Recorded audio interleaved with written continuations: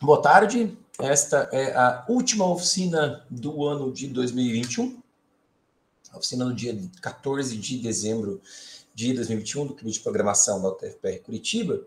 Nós estamos encerrando, né, um período que foi aí muito desafiador para todos nós, em todos os aspectos, e também para o Clube de Programação, né, que foi esse período de trabalho remoto. O Clube de Programação antes da pandemia, antes de oficialmente as coisas serem remotas e tal, a gente já tentava disponibilizar a oportunidade para as pessoas participarem, ainda que não presencialmente, né? Então, quem não podia estar com a gente no laboratório, lá presencial, a gente sempre, ao mesmo tempo, transmitia a oficina do Clube de Programação pelo Google Meet. É claro que era de um modo muito amador, né? A gente não tinha ainda tanto know-how das coisas, e agora as coisas estão um pouco melhor nesse sentido, né? Nós aprendemos a fazer as coisas um pouco melhor. Eu comprei uma mesa digitalizadora, né? Uma coisa que não tinha antes. Então, antes eu escrevia na lousa e o pessoal tentava ali com a câmera, com a webcam, focar a lousa, né? Uma coisa que agora a gente não precisa mais fazer. Então, já vou adiantando para vocês que nossos planos para o Clube de Programação no ano que vem são retornar às oficinas presenciais, aqui na UTFPR Curitiba, mas simultaneamente fazer a transmissão ao vivo da oficina pelo Google Meet, por este mesmo link que nós estamos usando, né? A ideia é manter o trabalho do clube em oficinas e treinos, porém com algumas modificações em virtude do que a gente foi experimentando aí, né, ao longo da pandemia. É claro que o período de pandemia foi muito atípico, né? Em particular, a gente percebeu um certo, como é que eu vou dizer, uma grande queda, assim, do envolvimento dos estudantes, no engajamento dos estudantes em atividades extradisciplinas, né? Principalmente porque a maioria está envolvido aí em trabalho, em estágio, e no período remoto tudo se complicou. E isso foi algo que a gente percebeu não só no clube de programação, a gente percebeu em todos os projetos da universidade, aqui da UTF, e também fora da UTF, né? A própria maratona de programação no país, que vinha mantendo ali uma média de 800, mais ou menos, times inscritos todo ano, né? Na primeira fase, a gente viu que esse ano caiu muito, né? A quantidade de times inscritos foi para 546, 543, talvez alguma coisa assim, e ainda um número um pouco menor que isso, de fato logou no sistema no dia da competição, mesmo sendo gratuita a inscrição, né? Então, com isso, a gente está numa situação nacional, né, de estudantes que estão muito distantes da realidade da universidade, né? Estudantes que não estão vivendo a universidade, que se desconectaram muito da universidade, dos projetos, das atividades, e agora o propósito aí, o objetivo nosso com a retomada do presencial, né, que se Deus quiser vai acontecer, né, se Deus quiser a nossa cobertura vacinal vai ser suficiente para barrar a Omicron aqui no Brasil e a gente retornar a normalidade o mais breve possível, a ideia é a gente tentar fazer o resgate também do engajamento dos estudantes em atividades da universidade, em particular o clube de programação. Aqui na UTF, nós estamos com um pouco de problema, assim, não está havendo engajamento tão grande dos estudantes da própria UTF no clube, né? A gente percebe, às vezes, até o pessoal de fora da UTF participando até mais do que o pessoal da UTF. Mas a nossa grande aposta aí é com os novos, né, com os calouros, com essa geração nova que vai entrar na universidade ano que vem e que possa ser acolhida no clube de programação e ter todo o suporte aí para que a gente consiga retomar, né, o clube e fazer ele funcionar.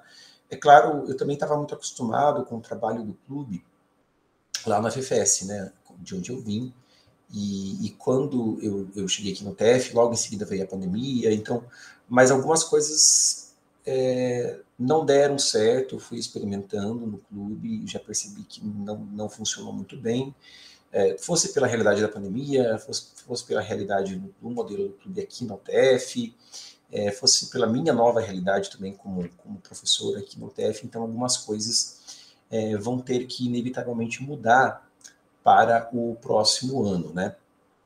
Uma delas é a questão da regularidade das oficinas.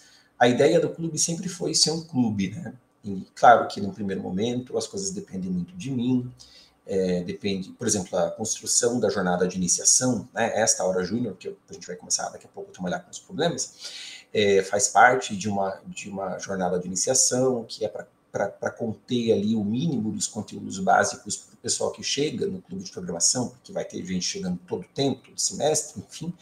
Então, é para essas pessoas poderem ter esse histórico, esse resgate, né, de serem introduzidas a esses conteúdos básicos, sem a necessidade de a gente ficar reinventando a roda, reensinando as coisas o tempo todo. Então, a gente precisa, né, manter a regularidade das oficinas para terminar de construir essa jornada de iniciação. Por outro lado, está realmente um pouco complicado, assim, a gente fazer essas oficinas toda semana, né? Dá para ver que os estudantes não estão conseguindo se engajar com o clube a ponto de fazer, participar das oficinas toda semana.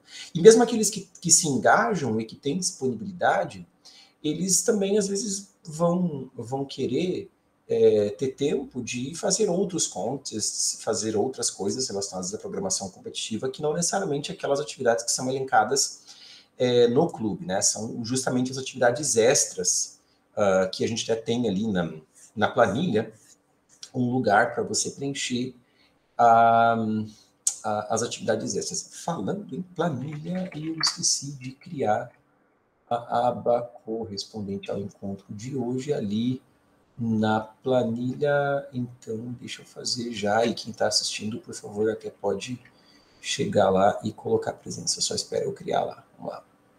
Enfim, então a ideia é que o clube ele passe a ser de 2 em 2 semanas, os treinos também de 2 em 2 semanas, né? Porque daí aqueles times que estão treinando mais para valer, que são os mais engajados, os mais competitivos, para eles não faz diferença, porque no período, naquela semana que não tem a oficina do clube, eles podem fazer outros contests, podem estudar outras coisas, né? Podem ter mais tempo para trabalhar nos problemas que eles não passaram no treino e aprender mais coisas novas e assim, crescer e evoluir, porque esse é sempre o objetivo, né? Às vezes o período de uma semana é muito curto para você fazer um contest, olhar os helps dos conteúdos que você não sabe, estudar, passar os problemas, então sempre vai ficar problema que você não consegue terminar de fazer, né? E assim, um período de 15 dias é um período maior para você estudar coisas novas, aprender coisas novas e evoluir, né? E, por outro lado, aqueles que não estão conseguindo se engajar tanto, que estão muito atarefados, muito cheio de coisa, estágio, trabalho, disciplinas, também de 15 em 15 dias é uma coisa um pouco mais leve que dá para se programar. E aí fica mais leve para vocês, mais leve para mim também, né? Muitas vezes esse ano eu não tive condições de ministrar a oficina, e assim, de 15 em 15 dias eu consigo ter ali aquele compromisso e aquela certeza de um evento que vai acontecer, e eu consigo me preparar melhor e trazer coisas mais interessantes também para a oficina regular, né? E acho que fica melhor para todo mundo a oficina acontecer de 15 em 15 dias. Então, enquanto eu termino ali de criar a aba do clube, eu até queria saber de vocês o que vocês acham de tudo isso que eu falei, assim, dessas sugestões para o funcionamento do clube de programação para 2022, e se alguém tem aí alguma sugestão adicional. Eu estou totalmente aberto aí. Então, por favor, fique à vontade. Quem quer falar primeiro? Não, eu acho que é uma boa. Reduzir um pouco o tempo de... Oi? Eu acho que é uma boa reduzir um pouco a frequência, digamos assim. Legal, não é uma mudança ruim, não. Beleza. Obrigado, Fernando. Mais alguém tem alguma colocação aí para fazer, sugestão para o clube de programação para 2022?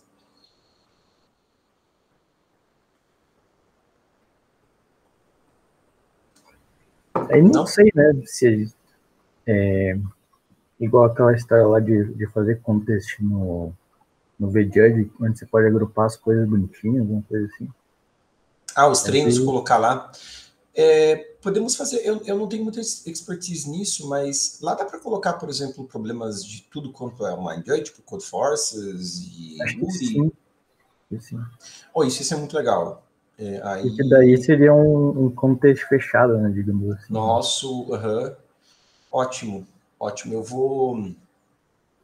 Eu não sei fazer isso, eu nunca fiz isso, mas é uma excelente ideia de a gente, se der, né, tiver um lugar onde possa centralizar todas as nossas contas, para não ficar apenas o registro ali na planilha, né, que a planilha é uma coisa que não está funcionando muito bem, exceto para o registro da frequência. E aí a gente começa a usar a planilha só para a frequência mesmo do clube, né? Inclusive, vocês podem marcar já, tá? A sua presença na hora de hoje. Professor, eu não sei onde fica essa planilha pra gente. Você já se cadastrou no clube, né, Vinícius? Já é a mesma planilha? É a mesma planilha, tem as abas lá. Tá, obrigado. Nada. Essa planilha ela é recitada todo ano, tá, pessoal? Então, ano que vem vai ser outra planilha, essa aí fica com um registro histórico.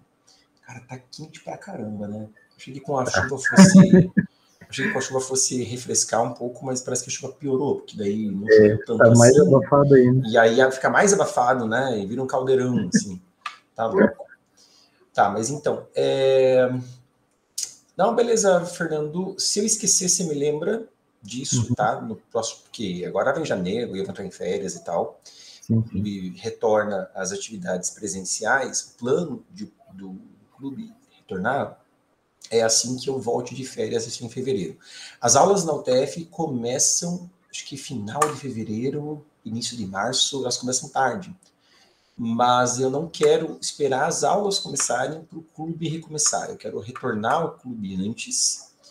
E aí a gente pode, inclusive, fazer esses testes e criar esses contas. E se eu esquecer, por favor, me lembrem, tá? É uma coisa que eu estava pensando também, talvez venha um pouco do feedback da disciplina, é talvez ter aulas só para tipo, pegar aqueles problemas que não foram resolvidos mesmo.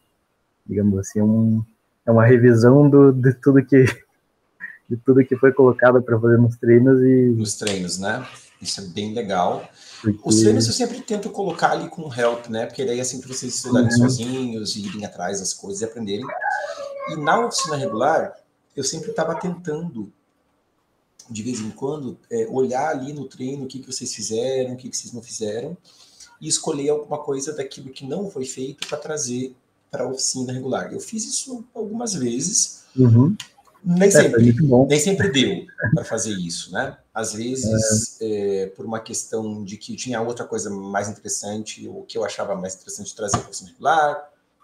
Outras vezes porque eu não consegui tempo de terminar de preparar um problema para trazer para cá, né? Porque às vezes os problemas que sobram ali do treino são mais complexos, mais elaborados, né? E meu tempo para me dedicar para o clube é bem escasso, e aí você...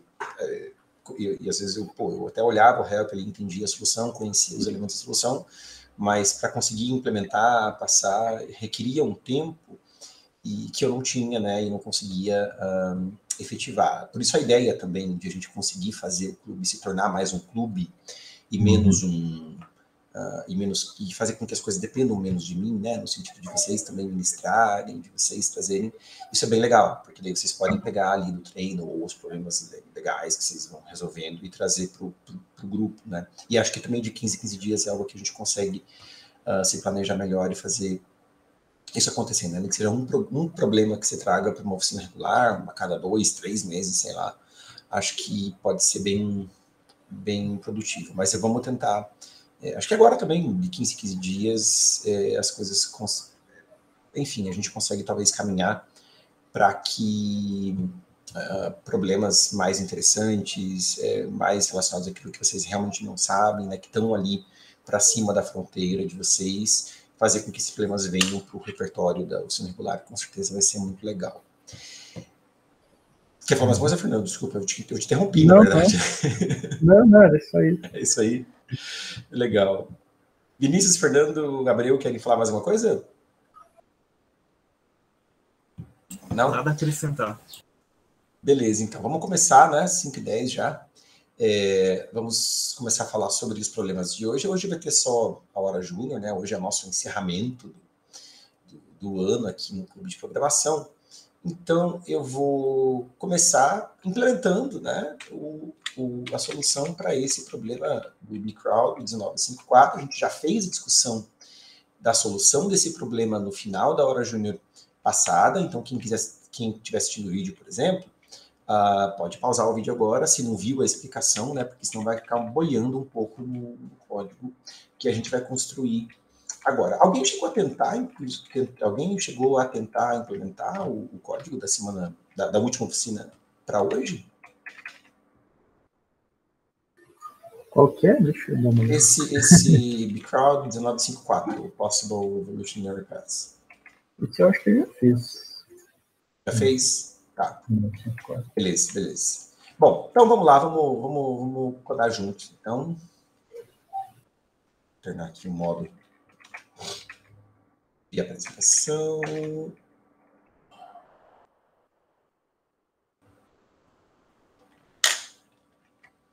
E vamos embora. Já. Esse é bem legal. Eu gosto desse tema. Ele é legal porque envolve aí várias coisinhas de grafos dirigidos. E tem um negócio dele que eu gosto também, um detalhe, que depois eu explico mais a implementação, que eu vou comentar logo na sequência. Enfim, às vezes as pessoas fazem as coisas meio na louca, assim, né? Porque maratona de programação está sempre sob pressão, e abusam de certos vícios aí de programação, especialmente em ficar botando o fator log nas coisas, por usar um map, um set, etc. Quando com um pouco mais de calma, a gente consegue, para determinados tipos de subrotinas, né, soluções bem simples, lineares mesmo, e é o que vai acontecer aqui em um determinado momento do código, e aí a gente vai conversar quando chegar lá, tá bom? Bom, primeiro de tudo, eu vou começar ali, né, com o processamento da entrada, né? Na entrada, a gente vai receber, deixa eu botar aqui, botar vocês no fundo e botar o problema no fundo também. Então, a primeira coisa que a gente lê é o N, o M, o S e o T, né? Que são aí os número de vértices, arestas, origem e destino.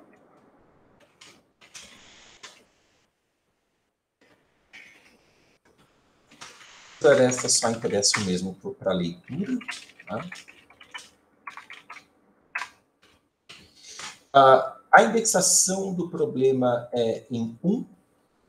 Eu gosto de trabalhar com indexação tudo em 0. Acho legal, acho bom quando a gente consegue trabalhar com indexação tudo em 0, especialmente nesses códigos de grafos, porque às vezes você tem lá o teu caderninho, né, com todos os teus códigos de Dijkstra, de Tarian, de Belmont, etc., e os seus códigos de caderninho estão tudo para indexação em 0. E aí, se você, ora, fica tendo que adaptar o código para indexação em 1, para indexação em 0, para indexação em 1, assim, a chance de você fazer besteira é muito grande, né? Então, eu prefiro, às vezes, você tratar a entrada para transformar a entrada de indexação em 1 para indexação em 0, para não ter que ficar mexendo muito, né, no código do caderninho. E é o que eu vou fazer aqui, né? Então, eu li aqui S e T, que são vértices do grafo, então eu já vou decrementar para trazer indexação para 0. E a gente vai ter o grafo, né? O nosso grafo vai ser um vetor de inteiros, é uma lista de adjacências. O grafo é muito grande, não dá para a gente usar alocação estática, né? Vai precisar mesmo precisar de alocação dinâmica, então o vetor de inteiros é o nosso grafo. Aí a gente vai fazer while. Quer saber? Eu vou deixar o grafo local aqui na função main. Isso porque a gente vai ter dois grafos, né? A gente tem o grafo original da entrada e a gente tem o grafo das componentes contraídas, né? Cada componente fortemente conexa do grafo vai virar depois um vértice. do nosso DAG, né? O DAG das componentes fortemente conexas. Então, vão ser 2 grafos. Aí eu vou deixar os códigos de Tardian e outros algoritmos que vão aparecer aí um pouco mais genéricos para funcionarem para qualquer que seja o grafo que a gente quiser passar para o código, tá? Então, por isso que eu vou deixar aqui local o grafo G, depois eu crio o DAG também. Então, vamos lá, vamos ler as arestas. Para ler cada aresta, deixa eu criar aqui o V, cada aresta a gente lê, são 2 inteiros, U e V. Leu vértices, decrementa, né? É um grafo dirigido, então a gente vai adicionar o V à lista de adjacências do U, ok? Aqui o grafo já está construído, a gente vai começar a fazer as coisas, né? A gente precisa agora encontrar as componentes fortemente conexas do grafo e, a partir dessas componentes fortemente conexas, montar o DAG das componentes. Então, uma coisa de cada vez. Vamos primeiro encontrar encontrar as componentes fortemente conexas, né? Para isso, eu vou ter aqui um vetor de visitado, né, que é o visitado da nossa DFS. O algoritmo de Tardian, ele é uma DFS, né? E vou ter aqueles 2 valores, o cycle... não. Os valores são, né, o visitado e o cycle de cada vértice, porque a gente precisa desses 2 valores para o algoritmo de Tardian. Aí, à medida que eu for encontrando as componentes fortemente conexas, eu vou numerar, né? A primeira componente vai ser a componente 1, 0... tanto faz. 0. Acho que 0, né? Vamos colocar 0, porque depois eu vou montar um DAG com essas componentes e eu quero trabalhar tudo com indexação 0. Então, a primeira componente que eu encontrar vai ser a componente 0, depois a componente 1, a componente 2, etc. Então, para cada vértice, eu vou saber o número da sua componente através de compDeal. Tá? CompDeal é o número da componente onde o vértice U está. Okay? Então, o algoritmo de Tardian vai preencher esse valor aqui. Então, antes de começar, né, essa DFS, que é o algoritmo de Tardian, eu zero lá o vetor de visitados, a flag de visitado, e vou então disparar o algoritmo de Tardian. Para isso, de 0 a n, Tardian, seria só Tardian U, né? Mas que eu quero fazer o código genérico passando qual é o grafo, né? Então eu passo o grafo, que é o grafo G, ok? Eu vou deixar aqui global um contadorzinho da ordem da DFS, né, que eu preciso, né, inclusive, saber esse valor. Esse vértice aqui ele é o primeiro a ser buscado, o segundo, o terceiro, esse contadorzinho, porque, lembrando, né, no algoritmo de Tardian, o visitado e o cycle, cada vértice que é buscado começa ambos iguais com esse valor da ordem, né?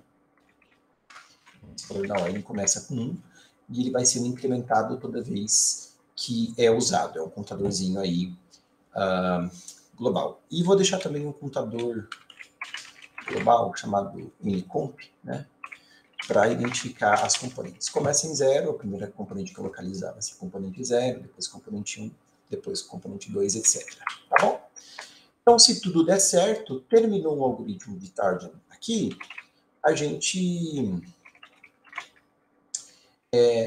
já tem para cada vértice o número da sua componente, né?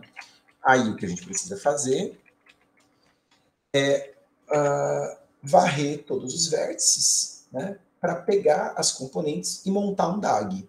Tá? Então, eu vou criar aqui o DAG das componentes. Vou criar aqui o DAG das componentes, vai ser um outro grafo. O número de vértices desse DAG vai ser ncomp, que é o valor do contador que ia ser usado, então não chegou a ser usado, o número é ncomp. Tá. Aí, deixa eu pensar. Eu preciso, então, para todo vértice, ideia, né? Eu vou olhar lá o comp daquele vértice, eu sei que isso é um vértice do DAG. O comp do vértice é um vértice do DAG. Eu vou chamar esse cara de X.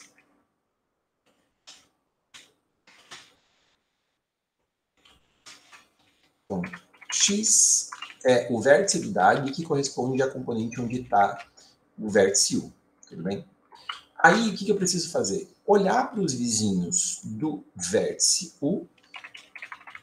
Vou fazer, por exemplo, isso aqui. Estou olhando para os vizinhos do vértice U no grafo G. W.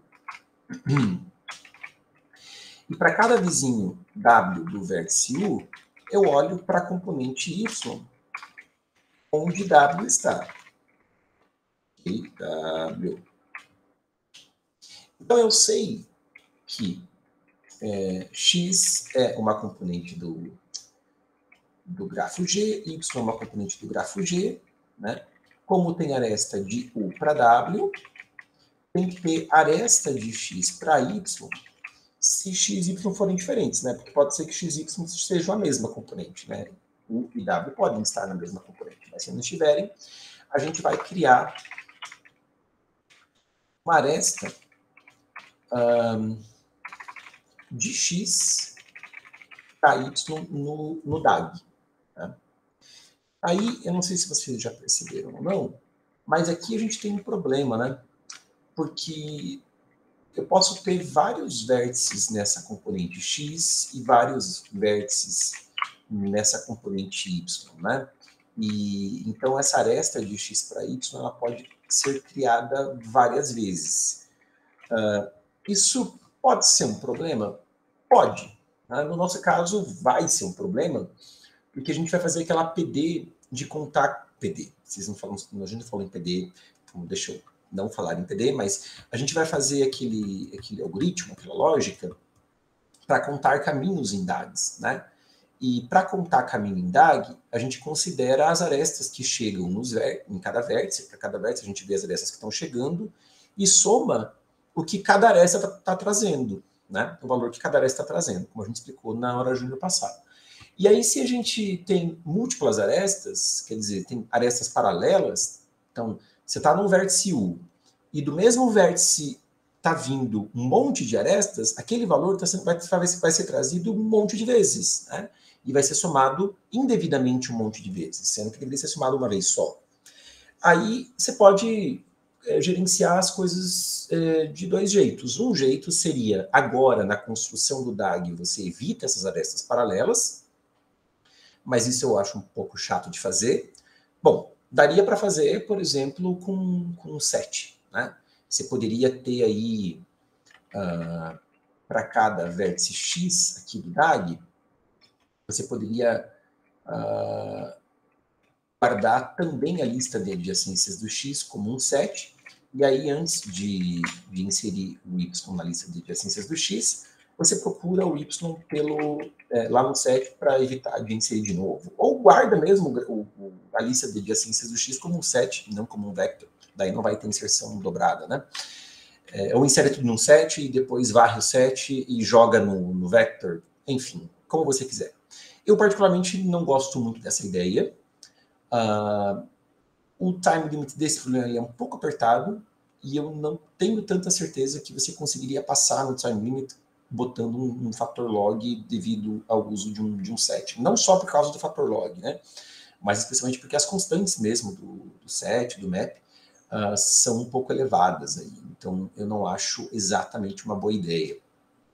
A minha abordagem aqui, e vai ser meio de propósito que eu vou fazer desse jeito, né? É justamente para mostrar que as coisas podem ser feitas de jeitos diferentes, né? A gente às vezes fica muito viciado em usar set, em usar map e tal, e às vezes a gente pode achar outra saída para o nosso problema. E é o que eu vou fazer aqui. Eu vou deixar as arestas paralelas no grafo por um momento, e quando eu for lidar lá com a contagem dos caminhos, é que com um mero controle de flags para as vizinhanças, eu vou conseguir, sem adicionar nenhum fator log na complexidade, quer dizer, mantendo tudo linear, eu vou conseguir fazer a contagem do valor correto sem as arestas paralelas me atrapalharem, tá bom? Então, vamos em frente, tá? O que a gente precisa, uma vez que o DAG está construído agora, né? A gente precisa encontrar uma ordenação topológica do DAG para poder fazer a contagem dos caminhos, né? Então, para fazer essa ordenação topológica, eu vou usar uma DFS simples, como a gente já falou, né, na hora de passada. Então, x, y vão ser os vértices do DAG, u, v vão ser os vértices do grafo original, né? É bom, às vezes, você manter distinção das variáveis que você usa para evitar confusão, né? Então, estou falando x, y, estou falando do DAG. U, v, estou falando do grafo original. Isso é legal. Pode que fica mais organizado, né? Então, eu vou pegar aqui todos os vértices do DAG e rodar uma DFS partindo dele. Vou deixar os códigos genéricos, tipo DFS, Target, etc., né, passando o grafo também onde eu quero que seja feita a busca. Ok, a DFS vai escrever a ordenação topológica num vetor. Eu vou fazer aqui, vou fazer colocação estática mesmo. Vou chamar esse vetor de tsort. A toposort, ela vai escrever lá a ordenação topológica nesse... Como é que faz com... Eu falei que ia fazer com alocação estática. Posso fazer com alocação estática, mas eu tenho que ter uma outra variável de controle, né, para controlar o tamanho útil do vetor. Acho que eu vou fazer com vector, só para não ter que ter uma outra variável. Isso é uma questão de, às vezes, do feeling, assim, dependendo do meu humor, eu quero fazer as coisas com alocação estática, dependendo do meu humor, eu quero fazer com alocação dinâmica. É uma coisa impressionante. Vamos embora. Então, nesse vector, a toposort está escrita, né? Ela foi escrita pela DFS, e a gente sabe que a DFS ela escreve a ordenação topológica do DAG de trás para frente, na verdade, né? Então, agora, se a gente quer varrer a ordenação topológica na ordem correta, então a gente tem que varrer as posições i desse vetor de ncomp menos 1. Eu posso até ter colocado, assim, sei lá, tsort.size menos 1, mas, bom, é uma ordenação topológica, né? Todos os vértices estão ali na ordenação topológica, e são ncomp vértices, então eu posso fazer de ncomp menos 1, enquanto i maior ou igual a 0, i menos menos. Então, para cada uma dessas posições i, eu pego o vértice que está lá na posição i do vetor tsort, né? O vetor onde eu escrevi a ordenação topológica de trás para frente. E a ideia é, para cada vértice do DAG, eu ter a quantidade de caminhos que chegam da origem naquele vértice, né? Então, para isso, eu vou ter um vetor que eu vou chamar de paths. Inicialmente começa tudo com 0. Né? Aliás, para fazer essa DFS aqui, eu deveria ter reinicializado o vetor de visitados, né? Falando de inicialização. E eu vou pegar a origem, a componente onde está a origem,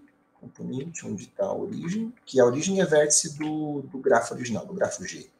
A comp de S é um vértice do DAG, e eu vou colocar 1 no vetor paths correspondente a esse vértice. É justamente aquele algoritmo que a gente comentou na hora de passada, para contagem de caminhos em DAGs. Então, a gente coloca 1 na nossa origem, né? E aqui a nossa origem é a componente onde está o vértice S, sai propagando esse 1 pelas arestas, seguindo a ordenação topológica. Né? Então, para todo vértice X aí do nosso DAG, seguindo a ordenação topológica, eu vou olhar todo vértice Z que está na lista de adjacências do X, certo? E aí, se o vértice Z não está visitado, por que isso? Por que eu estou colocando um não visitado na história? Eu estou querendo falar de duas coisas ao mesmo tempo. Eu não vou falar do visitado agora. Deixa eu fingir que não escrevi aquilo que eu escrevi, daqui a pouco a gente volta a essa questão. Então, a ideia é, eu vou pegar a quantidade de caminhos correspondentes ao vértice Z, eu vou acumular a quantidade de caminhos que estão vindo lá de X. Tudo tem que ser feito com aritmética modular, né? Então tem que fazer módulo P. Inclusive, isso aqui não tinha que ser int, tinha que ser long, né?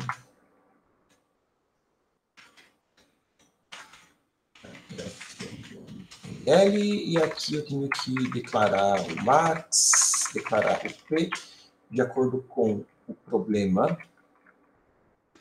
que é 10 a nona mais 7.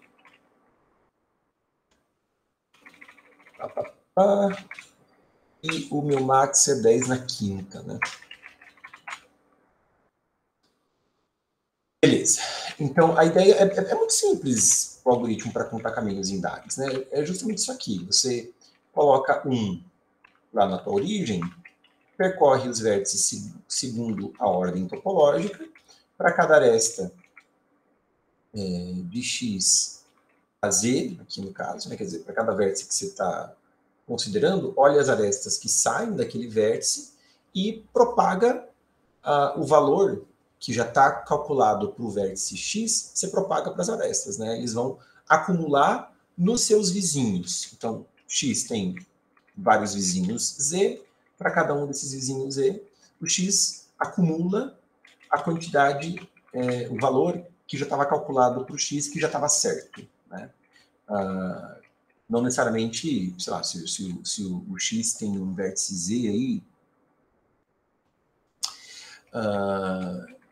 na hora que esse Z recebe o valor que veio lá do X, não quer dizer que esse vértice Z não vai receber depois outros valores, né? A questão é que quando chegar na vez lá do vértice Z para ser varrido aqui na ordenação topológica, o valor correspondente à quantidade de caminhos ao vértice Z vai tá certo. Né? Essa que é a ideia. Tá?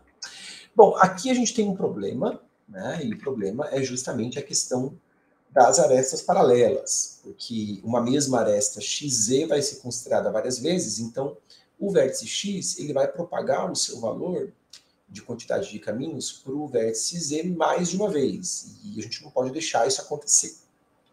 Então, para evitar essa questão das arestas paralelas, é que eu vou usar uma flag para cada vértice. E a ideia é muito simples. Eu vou até reaproveitar aquele vetor lá de visitados mesmo. Então, inicialmente, todos os vizinhos Z do vértice X estão com o seu visitado igual a 0. E aí, quando eu considero o Z que eu peguei da lista de adjacências do X, se ele não está visitado, é que eu faço a acumulação aqui dos caminhos e imediatamente visito aquele vértice. Tudo bem?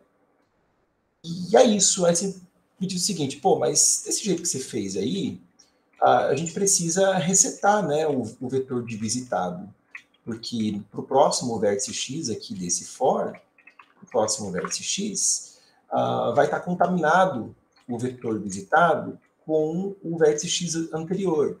Isso não é legal, né? A gente precisa considerar apenas as arestas que saem de cada vértice X. E você querer resetar esse vetor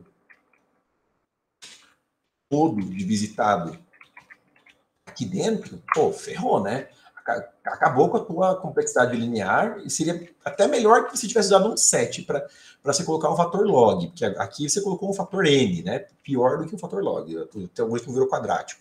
Então, a gente não vai colocar o reset aqui do vetor visitado para cada vértice x. No entanto, veja, eu já estou pagando mesmo uma complexidade proporcional ao tamanho da lista de adjacências do vértice x para cada x. Então, eu posso, de novo, aqui, varrer a lista de adjacências do vértice x e resetar apenas para esses vértices eu reseto o visitado para 0, porque foram só esses vértices que tiveram o seu visitado alterado, né? E assim eu consigo ir administrando o vetor visitado sem precisar recitar ele inteiro para cada vértice x e sem complicar a minha complexidade linear. Né? Assim eu consegui, com certeza, garantir a complexidade linear que não foi estragada pelo Target, não foi estragada pelo que eu estou fazendo na DFS aqui também, pelo que eu estou fazendo na função main. Todo o algoritmo, toda a solução implementada é linear e o código passa. Tudo bem? Então, esse é o truque principal de implementação que eu queria discutir aqui com vocês e trazer para você aqui, que eu acho legal, né? Volta e meia a gente se depara com uma situação assim, de ter uma estrutura e recitar toda a estrutura é muito custoso, mas a gente consegue, só pelas posições que a gente passou, fazer o reset, e isso não compromete em nada a complexidade, porque, de qualquer forma, a gente passou por aqueles... dizer, uma complexidade proporcional àquilo que foi alterado, a gente já pagou de qualquer forma. Então, uma alteração desses valores, novamente, não causa impacto assintótico. Né? Bom, no final é só imprimir, né, o valor de paths na posição comp de t, que é o meu destino, né? E esta é a função main. Eu não sei se alguém tem aí alguma pergunta ou observação para fazer em relação à função main. Nessa história de não usar set, não sei, né? Que depende. Por exemplo, pode ser que você coloque muita aresta ali, daí fica muita coisa repetida. Você tem que... Vai ficar na mesma complexidade do grafo original, digamos assim. A quantidade de arestas que vai ter. Mas é linear ainda de qualquer forma no tamanho da entrada, né? Sim, sim. Então, isso não é um problema. Né? O tamanho da entrada ali é 10 na sexta arestas. Então, no pior, o DAG, mesmo com as arestas paralelas, não vai ser maior que o grafo original. E complexidade linear no grafo original já era tranquilo de pagar. Então, é melhor você pagar uma complexidade linear no grafo original do que uma complexidade com fator log aí para poder usar o set. Né? Eu não sei, eu não confesso que não tentei implementar usando o set. Eu acho o time limit desse problema um pouco apertado. Para mim não está passando mais nada. O que eu submeti, para mim não está passando mais nada. O que eu submeti em julho foi, e agora não está passando nem com o VisiTed normal. Você tinha submetido uma solução com set que passou e agora não está passando, é isso? Não, eu não submeti com set ainda. Mas não agora não está passando nem a que eu tinha enviado em julho. Então, não está passando. Não sei, Uau. Não sei mais. Bom, às vezes a gente tem essas... Vamos ver quanto que dá essa aí. Essas coisas do big crowd, né?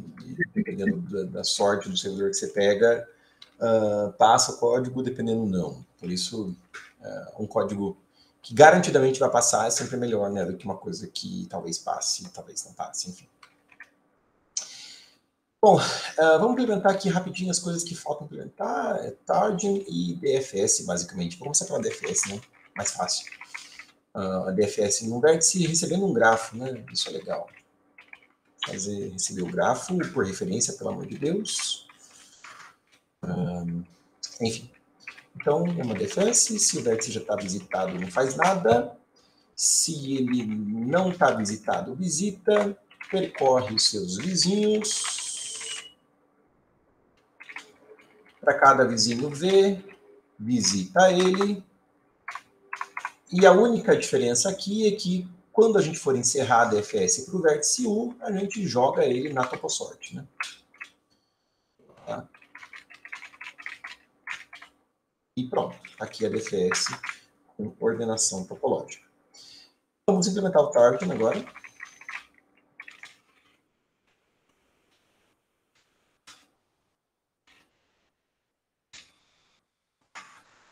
Também recebendo o grafo. O target, essencialmente, é uma DFS, né? Então, a primeira coisa é verificar se está visitado. Se já está visitado, não faz nada. Se não, a gente vai visitar o vértice, mas não é com 1. Né? A gente visita com aquele número da ordem, aquele contador global, que começa com 1, depois para 2, etc. Não vai começar esse contador global da ordem com 0, né? Porque 0 é o valor que que indica que o vértice não está visitado. Então, começa com 1, tá bom? E não só o visitado começa com esse valor, né? Mas o ciclo, que é o valor cycle, também começa com esse número de ordem. E aí a gente vai começar o algoritmo. O algoritmo de Tardian funciona com o auxílio de uma pilha, né? A gente tem aquela pilha auxiliar que trabalha junto com a pilha da recursão da DFS. Eu vou declarar aqui, então, essa pilha.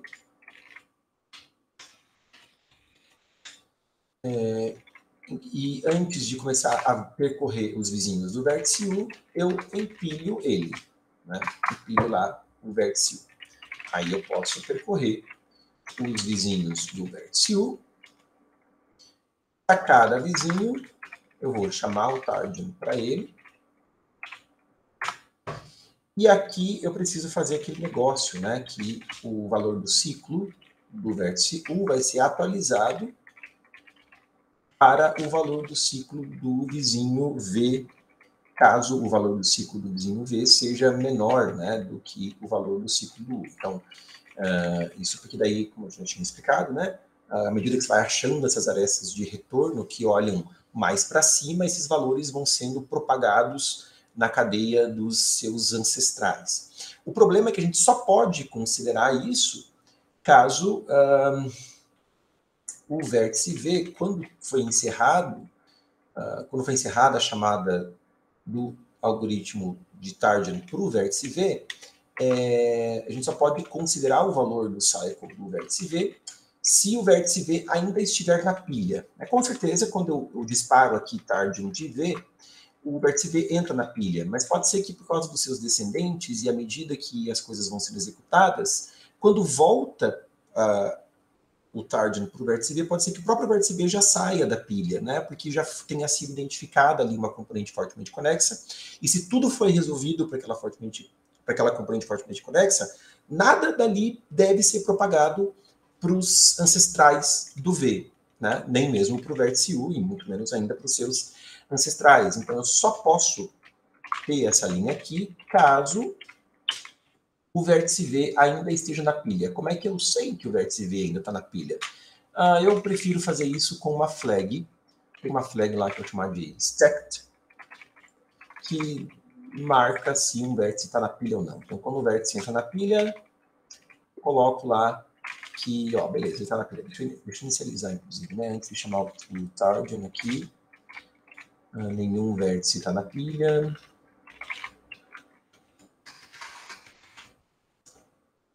E aí, quando o vértice entra na pilha, então ele entra na pilha, e assim eu sei que o vértice V está na pilha ou não. Terminei de considerar os vizinhos V do vértice U, eu vejo se o visitado do U ainda continua igual ao seu valor de cycle, porque se sim, quer dizer que eu encontrei, né, uma componente fortemente conexa, e aí essa componente ela consiste no próprio vértice U e em todo mundo que está empilhado em cima do vértice U na pilha auxiliar. Tá? Então eu posso pegar aqui todos os vértices V que estão no topo da pilha. Topo da pilha. Pega todo o vértice V que é no topo da pilha, vai desempilhando até chegar no vértice U. O que eu tenho que fazer? Eu tenho que tirar o vértice V da pilha, né? Se eu vou tirar da pilha, eu atualizo com aquela flag de stacked, né? E defino, então, que a componente desse vértice V é ncomp, né? Aquele contador global que está sendo usado para identificar as componentes. Quando acaba aqui esse laço, todo mundo que tinha que receber o valor ncomp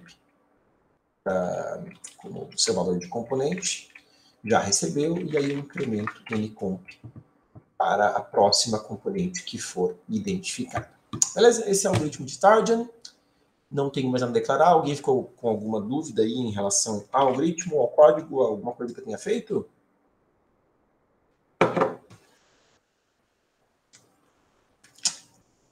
Não? Beleza, então vamos compilar, testar, debugar vamos embora, né? Que a gente não tem que entrar nos problemas desta hora júnior, no assunto desta hora júnior. A gente não entrou nisso também. Eu tava analisando códigos. Dava pra meio que enfiar aquela DFS dentro do target para descobrir quais que são os componentes em ordem topológica. Dava, desculpa, não entendi. Então, digamos assim, nesse ncomp++ aí, se você fazer um resort pushback U, você retorna exatamente quais que são os... Então eu tenho também a mesma função para também já identificar a relação topológica, né? Sim, poderia ter feito junto.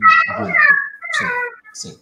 Eu quis fazer separado aqui também por motivos didáticos, né? Porque às vezes você vai pegar um código que é só DFS com relação topológica, às vezes vai pegar um problema que é só target. Então, assim, o negócio fica bem genérico, né? Bem código de caderninho. Até o grafo aqui é genérico.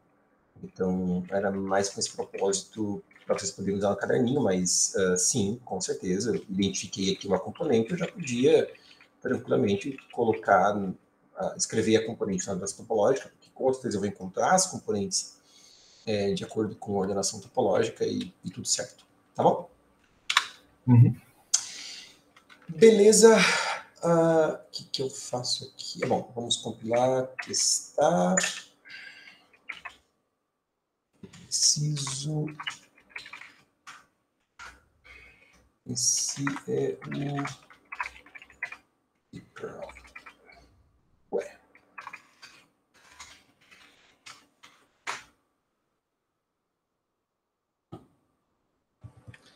E não foi declarado.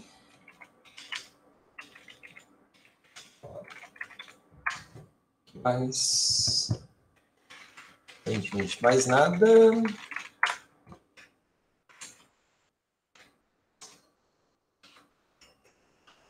Bastante caso de teste, né? Isso é bom.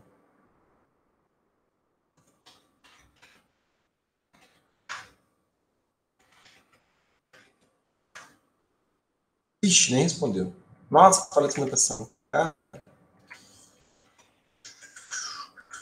Alguma dica, alguma ideia aí do que eu tenha feito de errado?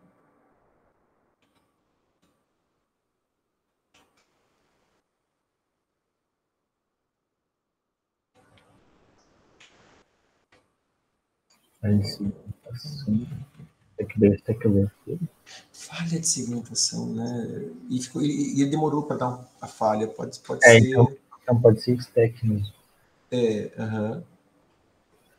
Esse ORD se inicializou lá embaixo. Né? Sim, inicializei. Antes de chamar o Tord. Eu vou. Por causa do tempo, deixa eu pegar a cola aqui.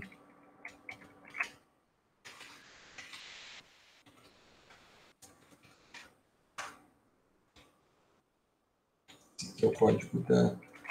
Olha que Tord. Código de cabeça, Tord. Eu achei estranho. O que eu fiz de errado no Tord? É igualzinho, e não era para ser diferente. Né? Isso aqui eu já codei 1 milhão de vezes. FS. Será que tem? Não tem grafo sendo criado globalmente.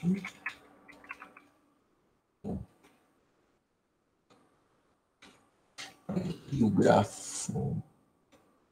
A ordem de FS ficam ok, aparentemente. Deixa eu ver a função mesmo, vai.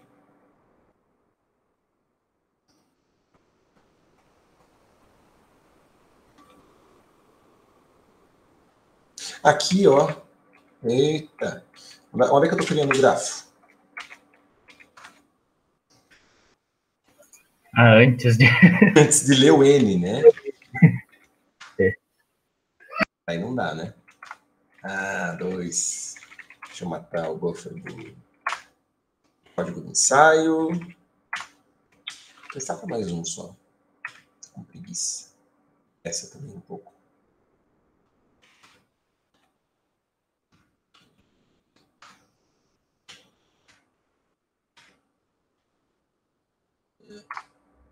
Não era a resposta. Ah, beleza, fechou, né?